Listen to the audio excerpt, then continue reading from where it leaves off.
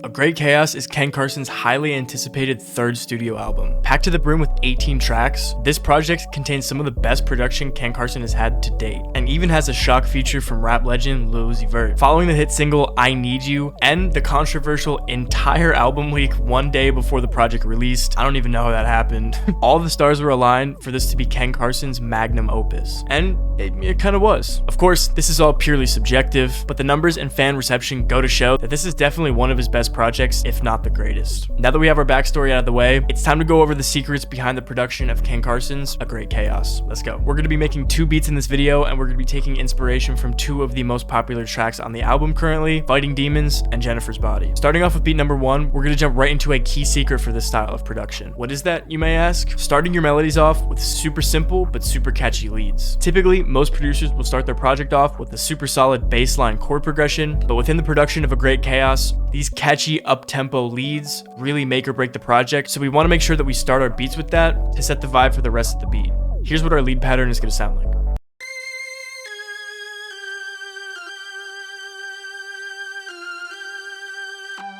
After we lay out a crazy lead pattern, we're going to build upon this with a solid chord bass inspired by the previous notes that we just laid out.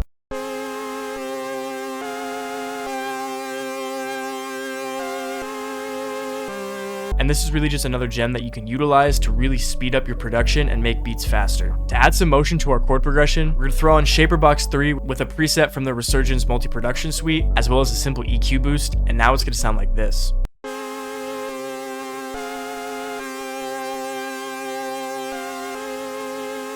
To perfect our mix, we're going to set the chords to stereo and the lead to mono, which is really just going to ensure that later on they don't clash with each other and they both have room to shine. That's our entire melody done. Another key component to this project really is simplicity. You do not need to overdo it. Both beats that I'm going to go over in this video only have 2 different patterns for the melody, and that's it. Moving on to the drums, I'm going to first lay out a 2-step hi-hat pattern with a very basic clap.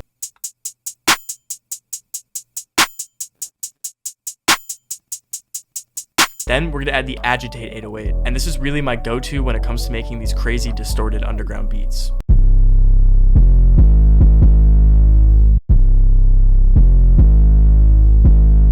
And finally, we're going to wrap this first beat up with a super punchy kick progression that accents the original 808 pattern that we just laid out.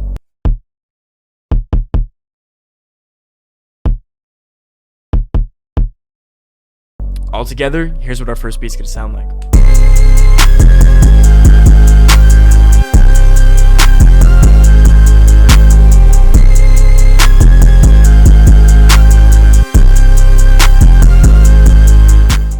Yo, what's good, guys? I just wanted to pause this video super quickly to talk about today's sponsor, my producer resource company, SoundSelect. If you guys didn't know, every sound and preset and VST expansion that I'm using in today's video is all from the Resurgence multi-production suite. It has over 1,000 sounds. It's literally crazy. There's only 181 copies left, and after that, it is sold out. It's gone for good, so if you guys want to go get that, link down below. And if you don't have the budget for a bigger kit, I just dropped my SoundSelect multi-mini kit, which is a $5 multi-kit comprised of over 100 drums, one-shots, analog lab presets, and a whole bunch of other stuff. I'm not going to waste too much of your guys' time. If you guys want to go check that out, I'll leave a link down below. Let's go ahead and get right back to the video. Moving on to our second beat, we're going to start things off with a very plucky arpeggiated chord progression using the Reboot one-shot.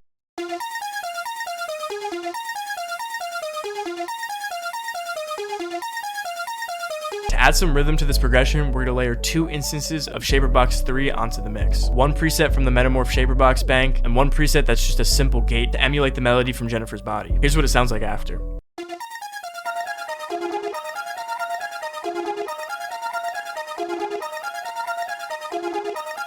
Our progression is already sounding pretty full, but I just want to add one more top line melody to add some motion and layers for the listener. Here's the progression I made.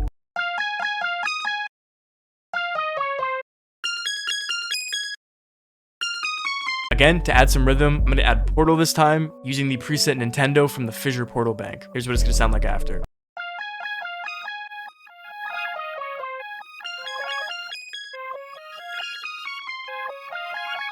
Just like that, our second melody is done. Simplicity is key. To start our drums off, we're going to lay down a snare with some catchy offbeat rhythms.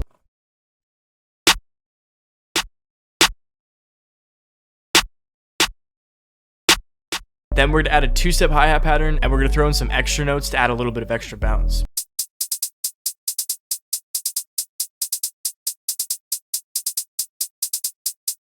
finish off the percussion, I'm gonna add a counter snare and some open hats to really fill the gaps in the progression that we already laid out.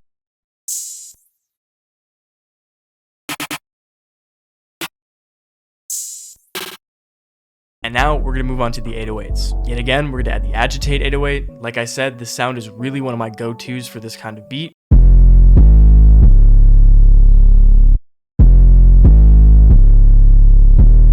Altogether, this is what our last beat is gonna sound like.